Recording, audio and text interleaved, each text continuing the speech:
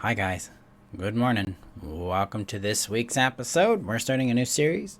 It's called How to Know Yourself. That's actually the first episode in this series, and it's also my opening to my opportunity for joining the Know Yourself strategy. We start in 3 weeks from today, and this series is going to give you insights into how to know yourself, to love yourself, and live who you are, and that is also the goal of the Know Yourself strategy. So if you're new to me, welcome. I'm Marshall Berkshire, and I help codependents rediscover their well-being and their happiness after narcissistic abuse. Before we get started today, I'm got to share this out to the community. So the community is your safe haven here on the internet. It's a little Facebook group that's secure and private where you can find tools, guidance, and support in your journey beyond codependency and beyond narcissistic abuse. The link is above on Facebook, below on YouTube, and if you're on YouTube, hit that subscribe button. Thank you guys for being here. Let me know how you're doing in the comments below, and let me get this shared out to the group, to the community here real quick. Boom. All right, it should be shared. Voila, it is shared. All right, so how to know yourself. So we're going to just jump right in. So in codependency, we lose ourselves, or we never had ourselves to begin with. And this tends to show up as being externally oriented or absorbed in the other person's world. So what happens in this is we don't have a sense of self, or we have displaced our internal sense of self to make space for them. We've made them the priority. Their opinions, their pain, their feelings, their wants, their needs, their points of view, their presence is the ultimate priority in our world. And in order to make someone that kind of priority in our lives, we have to forget ourselves. We do this for several reasons rather. Number one is if I keep myself, then there's going to be conflict with this person. And I'm scared of losing them. I'm scared of what it means if they don't love me. I'm scared of what it means if they're not in my world. I'm scared of what they'll do to me if I upset them. So this is technically a fawn response.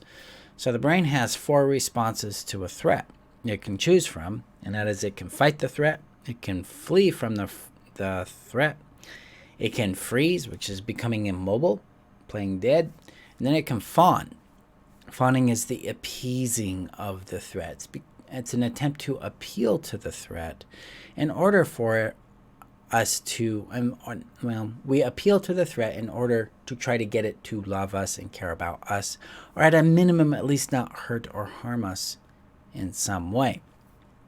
And this fawn response is universal among codependents because that's where it generates codependency. We are fearful of the consequence or outcome that happens if we lose this person. If we lose their approval, which we confuse for love, if we inherit their rejection, which we confuse with being worthless, and ultimately being harmed or hurt by them because we want to be ourselves. So if I have to occupy my own space and be who I am and have boundaries and values and wants and needs, that raises the risk of being attacked and harmed by this other person, so I kind of get rid of that. If I don't have wants and needs and a person and a self and boundaries, then I can make them the priority, and then they can fill me up, and they can validate me and make me worthwhile based on their love, their approval, whatever it is they're doing towards me. So that's one reason why we lose ourselves in codependency. It's because we have to in order to be able to regulate and manage this other person for our own sense of safety. This is highly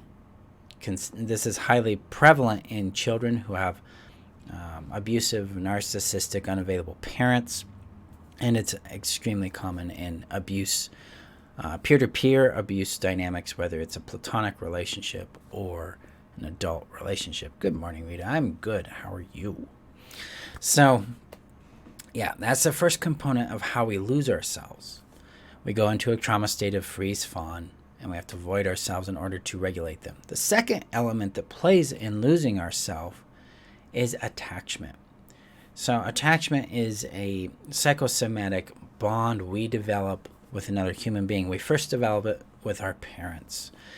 This bond is how we survive. We are dependent as an infant, as a toddler, as a child. We're dependent on the parent for our survival. And this attachment motivates us to draw close to the parent and to come to understand ourself through their eyes. It also, in healthy parents, motivates the parent to bond with the child to protect, nurture, and guide the child. But if the parent is not necessarily emotionally available, they're abusive, they have some sort of, they could be a narcissistic parent, they could be codependent, things like that. The attachment style that the child's going to develop is going to be insecure at some level. It's either going to be anxious, it's going to be avoidant, it's going to be fearful of these things, of the attachment. And so we develop an insecure relationship with the parent, thus an insecure relationship with ourselves. Because for a child, the parent is the truth. The parent is the source of reality for the child. And so the feedback the parent gives the child influences the child's point of view on themselves. These things tend to create what I call root conclusions about a child's sense of value, sense of personhood, their own attenuation to their voice, to their own perspective on things, and to the way they see themselves, the vision they hold about themselves. And this turns into an identity in the child as they grow. And this is what influences us in who we choose to have relationships with, what opportunities we see available for us in our world, how we feel about ourselves. Like our sense of self-concept and self-esteem is shaped by this influence that we've received, this reflection we've received from our parents. And this tends to get us in really, if they're not a healthy parent, we tend to internalize their judgments through shame and guilt and condemn ourselves, thus losing more contact with who we truly are, our own divine, powerful brilliance within us. And I use the word divine in the aspect of unique and precious and valuable, just as we are. We lose contact with that innate value, with that innate internalized sense of worth. Instead, their approval, their rejection governs this, and it controls us. We feel controlled by their approval and rejection. And that's because our attachment's not secure. We haven't been guided into knowing ourselves, loving ourselves, or following who we are for our own well-being, our own happiness. Instead, we've been taught to obey them, to follow them, to measure up, to prove ourselves, to please them. So let me know in the comments if this resonates, if this is something you've been through, because this is my experience in my own childhood. Is I existed when I was approved of, and otherwise I was ignored, I was invisible, or I was just weird and something was wrong with me. I wasn't really investigated for who I am. I wasn't guided to sense into me, into my own feelings, to my own perspectives, my own thoughts on things. I wasn't empowered in having my own boundaries, my own sense of space and power. Instead, it had to be compliant with the expectations of the other person. And ultimately, this is how we lose ourselves. Or, in my case, never really gained ourselves. Because if we're not guided to ourselves, we're not going to gain ourselves. Now, sometimes we've had ourselves and we get into an abusive relationship and we find that we have lost ourselves there. The pathway is the same, largely the same for those who have never had themselves and those who want to reclaim themselves. The path involves the same kind of approaches because we have to become really anchored in who we are. And in order to become anchored in who we are, we first have to start to know how to know ourselves, how to discern ourselves, how to sense into who we are, into our own wisdom, our own sense of experience, of knowledge, of intuition, and perspective on things. Hey, Carla. Yeah, okay, yeah. You're in good company feeling this way. So, because I have felt that way myself. And so we have lost ourselves by pleasing others, by absorbing their feelings, by displacing our own pain, by minimizing our pain and maximizing their pain. We've worked to create connection with other people through fixing, through enabling, through caretaking their pain and their world, because we've never really been connected to ourselves. We've never been connected to another person that reciprocated that warmth to us. Instead, we've been living in a relationship dynamic that I call benefit-centered relating or transactional dynamics, where I give you this and then maybe I get something in return. That's how we've learned what love is. That's how we were taught to relate. And so we were never guided to ourselves. We're never really allowed to come into our own space and occupy the brilliance that we truly be. Instead, we were lost in their yard, their expectations, and what was going on over there in their world.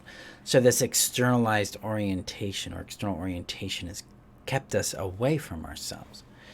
Now, the third element that tends to show up in our healing here, is that coming to know ourselves is very scary, because it puts at risk that connection we feel with others.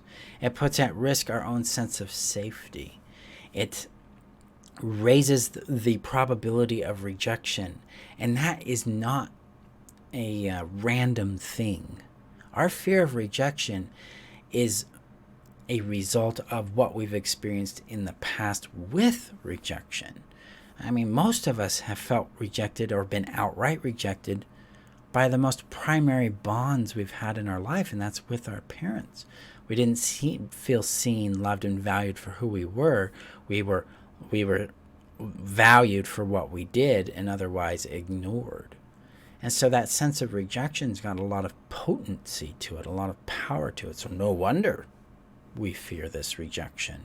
And no wonder we crave the approval, because the approval is better than nothing. It's like a little breadcrumb for us. It's like, well, I got some approval. At least I can hold on to that. That's extremely compelling when we're starving for connection and to be seen, valued, and loved for who we are. So if being myself equals rejection, of course I don't want to be myself. Of course I'm going to avoid knowing my feelings and my thoughts and my opinions and my wants and my needs, because that creates more problems and pain in my world. This is how we have continued to stay away from ourselves, or how we've ultimately lost ourselves in this dynamic. And this is something I think is critically important to understand. So we did this to survive. The brain was like, if I'm being myself, I'm not going to get love. I'm not going to get attention. I'm not going to get protection. I'm not going to get time. I'm not going to get comfort. I'm not going to get care. So I'm going to be something else. That's a pretty brilliant thing for the brain to do. And so we did this in order to survive. And now we've survived. And now this survival mechanism of codependency and enmeshment and voiding ourselves it's now ineffective in creating our well-being and happiness, because it's not designed for that. The codependent approach here is designed for survival, not for happiness, not for well-being. Now, most of us here, I imagine, want the well-being. We want the happiness. So how do we get there? And that's what we're going to be going throughout this entire series of knowing ourselves, or how to know yourself, is how do we get back to ourself? How do we start generating a sense of self, connecting to that, and then understanding our own value, voice, and vision, so that we can discover who we are and then live that person. And that ultimately leads us to creating relationships, both platonic, friendship, and romantic relationships, and professional relationships, helps us end up creating outcomes we want in our life that naturally produce and reinforce well-being and happiness, because now we're surrounded by people, places, and things that add to and contribute to that. That's the magic here. We no longer have to try to fix the relationships we're in. We get to discover the truth about them. We no longer have to try to be the right person. We get to be who we are, and then build a world around ourselves with people, places, and things that like and love and value us for who we are and the way we show up. This is where we start having this self-reinforcing pattern of love, both internally and externally, where we feel seen, loved, and valued by others, and that we see, love, and value ourselves. That's the magic here. So some tips on how we're going to start discovering self. First, we're going to be exploring how that orients to our body, and then how it orients towards a concept called sovereignty, and then ultimately your value, your voice, and your vision. So my friends, how we have lost ourselves is the fawn response. We did this in order to compensate and meet our essential needs of survival, to compensate for the lack of love we were receiving from the other person, the lack of protection, the lack of being valued and seen there. We switched to a survival mode that resulted in the codependent habit of enmeshing or being externally oriented in other people in order to navigate that dynamic, that part of our life, as well as meet some of our needs so that we could survive. And now here's how we're going to break out of it. First and foremost, we need to discover who we are, and we need to understand what that means, because knowing ourselves isn't a static event. Actually, knowing ourselves is a dynamic event. It's something that's reoccurring. It's a living experience within us. And to really get in contact with our living self, rather than Marshall that was like 2 months ago, or Marshall that was 10 years ago, who is Marshall today? That question, who am I today, or who do I want to be today, is one of the keys to this. Because when we get into curiosity, then we get into an openness, a question, possibility shows up. We're like, well, who could I be without this codependent habit? Who would I be with this kind of confidence? Who would I be if I came from my innate value? Who would I be if I followed my intuition? This is how we start to discover who we are and who we want to be. And so it starts with that question, who am I with or without a certain thing? This allows us to start accessing what I call sovereignty, and then ultimately what's called value, voice, and vision. And that's our pathway forward. So we're going to be discussing and exploring these things throughout this series over the next 3 weeks. As well, I want to let you know that enrollment for the Know Yourself strategy is open. I have 22 out of 25 seats available. The link to learn more about that is above in the description on Facebook, below on YouTube. This starts August 17th. The course is 16 weeks long, or the core course is 16 weeks long, and then we have what's called application trainings that come after that. And what you're going to learn here is exactly what I'm teaching you here. How to know who you are, how to love who you are, and how to live who you are by helping you restore your value, your voice, and your vision in your world. So you can sense into you and go, that's for me, that's not for me. Oh, what is my intuition telling me here? What am I sensing about this? What speaks to me in this thing? What am I really seeking? Like, purpose is a biggie in this. And we start to find that purpose emerges from us rather than it's something we choose from outside of ourselves. It's something that comes alive within ourselves. So that's what we accomplish here in the Know Yourself strategy. Hi, Robin. Yes, I can't wait either, because it's one of my favorite courses to teach. It's one that I love honestly, it's my favorite course to teach. I love it because we get to go deep on who you are, and we get to see what you discover about yourself. So this is where confidence shows up. This is where peace of mind emerges. This is where we start finding guidance and answers, our own answers to our questions, because I don't have those answers, and no one outside of you does, but you do. And through knowing, loving, and living who you are, By knowing your value, voice, and vision, you start to connect with that. So you can follow your own intuition, your own wisdom, your own guidance. So this takes you far out of the need to be codependent and anchors you deeply in your sovereignty, into the right to be who you are and to take up that space in who you be, and allows and assists you in shaping your own sense of self into the person that you choose to be. That's where you're going to find out what's really happy for you, what really matters for you. And then you get to choose that, you get to live that, and you get to start to build your world